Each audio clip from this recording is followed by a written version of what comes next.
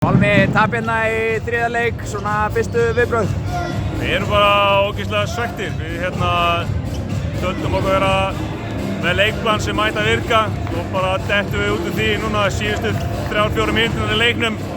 Förum aðeins í svona solo-gír einhvern og missum fókus, sérstaklega í vörninni. Og við missum þetta bara þar. Þið voru svona áttu erfitt í fyrsta og öðru leik. Allt annað í dag, hver er munurinn?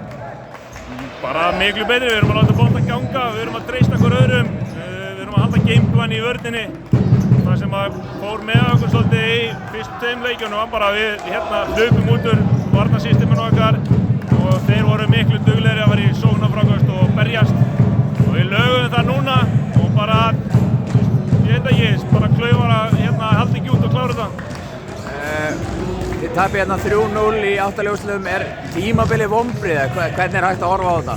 Nei, tímabilið er ekki vonbrigði. Við erum bara með unga stráka hérna sem eru búin að fá fullt af tækifærum og búin að þroskast mikið.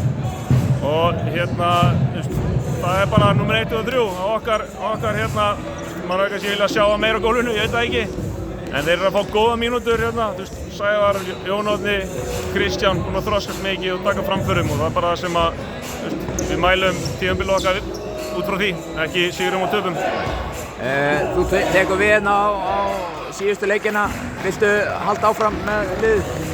Ég veit ekki, það er langt síðan ég var í þessu en þetta er ógeðslega gaman, þannig að það gítar alveg En ég er bara að hugsa þetta aðeins, þetta er mikill tími og mjög skemmtilegt og það er með 2 gauðra í liðinu líka, þannig að þetta er bara gaman og ég er með gult og grænt hjarta, þannig að ég gera allt fyrir glópinn sem ég get.